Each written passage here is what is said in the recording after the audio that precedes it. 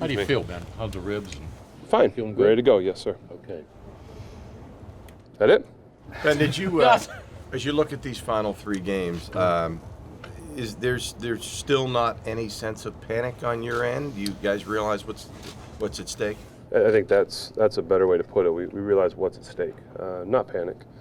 We still control our destiny, but it's not going to get any easier. The sense of urgency, I'm sure, ramps up each week.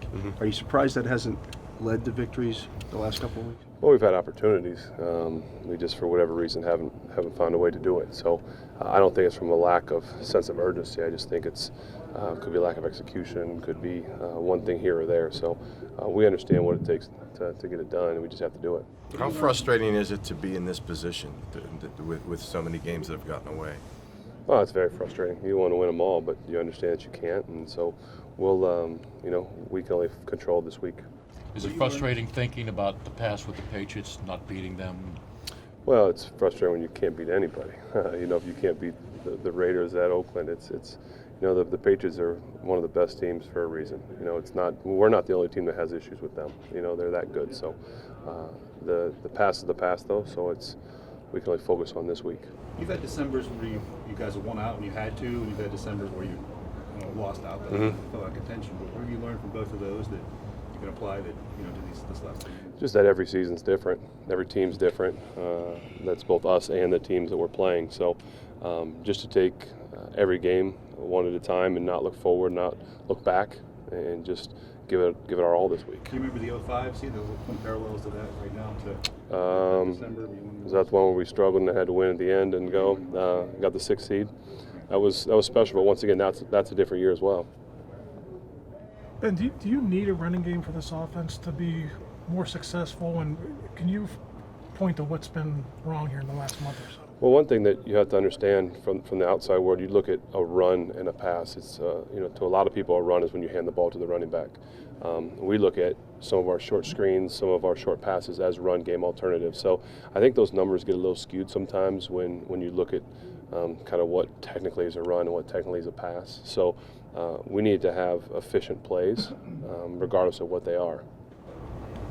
You always take a week off, day off a week anyway from practice, so that won't be any different, I assume. No different. Yeah, just probably a normal Wednesday for me. Do you have to wear anything protective this week or on Sundays? I'm going to wear a helmet, shoulder pads, thigh pads, knee pads, and some cleats. Nothing extra then? We'll have to wait and see. You'll be the first one to know, though.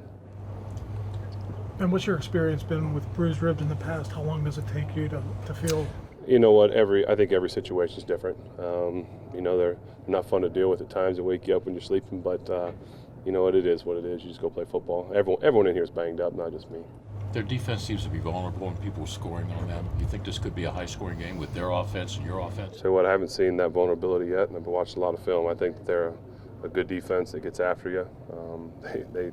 They make quarterbacks' days frustrating because they're bringing pressure. They're throwing some really unique looks that we've been watching on film. So we've got a long way to go before we start evaluating where they're good and where they're not. We know that they're all around good football team. Ben, from what you noticed on film, how are they able to get the turnovers they do? What do you think? I think pressure.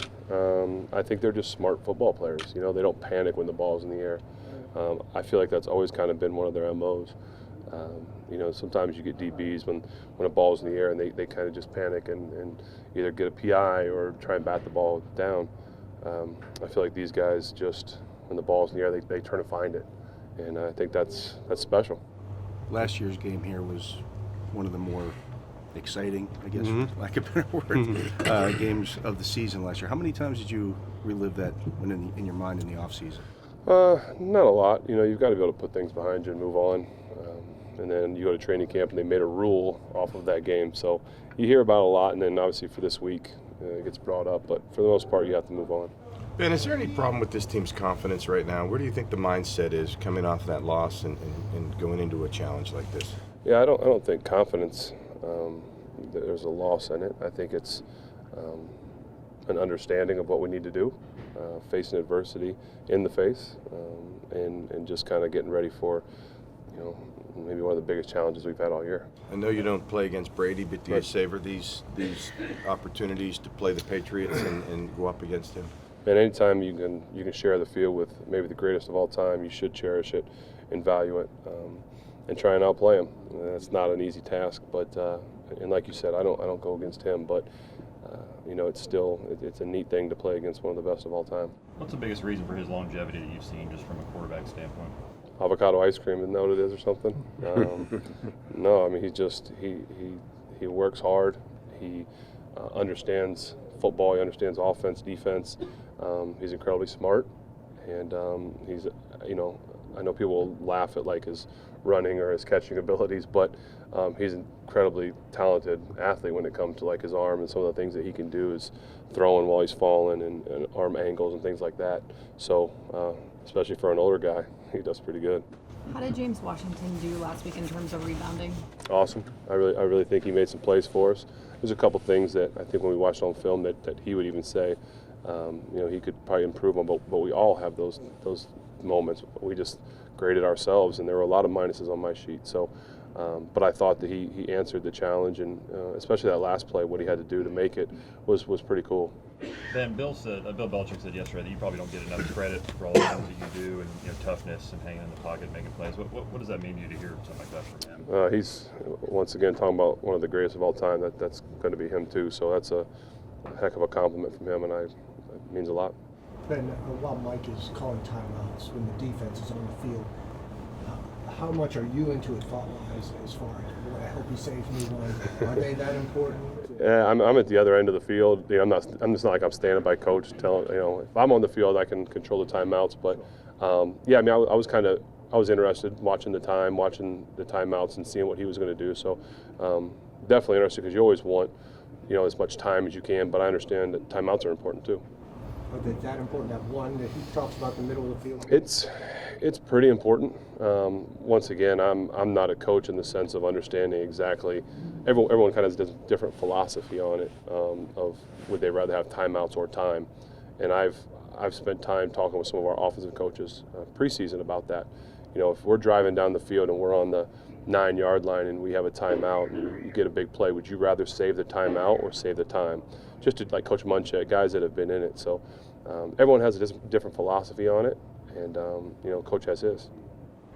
And Belichick also told us he felt like these matchups were like division games for them. Do you kind of get that sense? What are these matchups like? Yeah, I mean it's always a big game. It's they're the best for a reason, and everyone wants to go after them, and so they're fun, they're physical, they're very big challenges for us. I don't think hadn't been a big challenge for them, but for us it has been. Ben, I know when you lose a game that nobody's more frustrated than you, but do you feel the frustration from the fan base and even former Steelers? Rocky Bleier, for instance, had some comments about the team. Do you listen to them? Do you hear them? Do you feel that? I mean, we want to win for the fans. We want to win for each other, for the fans all over the world, because we've got the best fans. You saw it in Oakland, or in Oakland. I mean, all those Steeler fans that were there, we want to win for them. And so when former players come out that have paved the way for us, they're entitled to say what they want. There's nothing wrong with that. But as a family, and we consider Rocky family, so we would hope he wouldn't say those things. But he's obviously entitled to it, and we understand where the frustration comes from. Ben, how do you reflect on the Jesse James play a year later as far I as don't. how it impacts the game and the I future don't. of catch? And you get up for playing big-time quarterbacks. You've had Phillip Rivers and Derek Carr. How much is Brady different? Well, I already talked about that out here, how he's the best that's ever played the game, and I'll just leave it at that. Think about playing it until you're 41? We're taking 1 year at a time.